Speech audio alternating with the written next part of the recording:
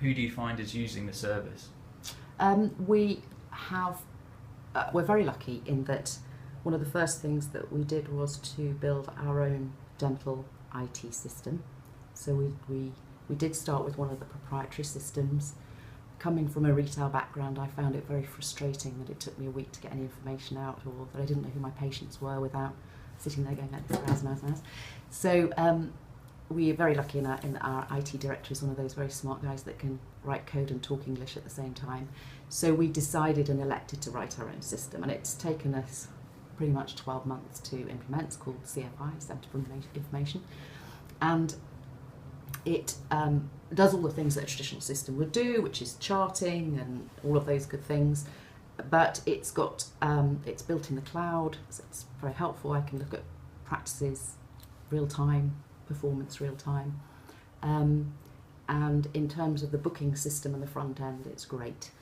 So what I'm able to do now demographically and socio-demographically is look at my patient base on a daily basis, on a monthly, weekly, whatever it might be. So what we're getting by and large is an average patient age that's late 40s, but of course it's a normal curve, so we've got plenty of the older age group with plenty of children, but I would say that block in the middle is 45 plus. That's kind of the group that we're attracting, which is not that surprising because that's going to also be dominating the Sainsbury's customer base, which will be that family, post-family group.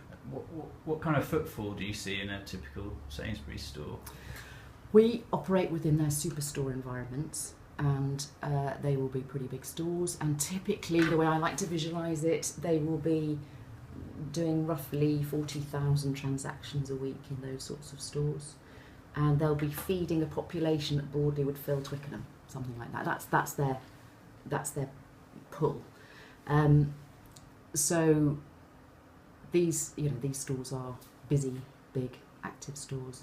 And how big are your units? They vary. The smallest unit that we tend to operate in is around 700 square feet. Our biggest at the moment is 2,000 square feet. So it just depends on the size that's available.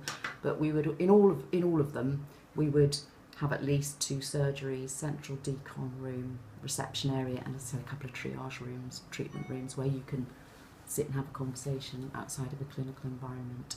What's your best day of the week?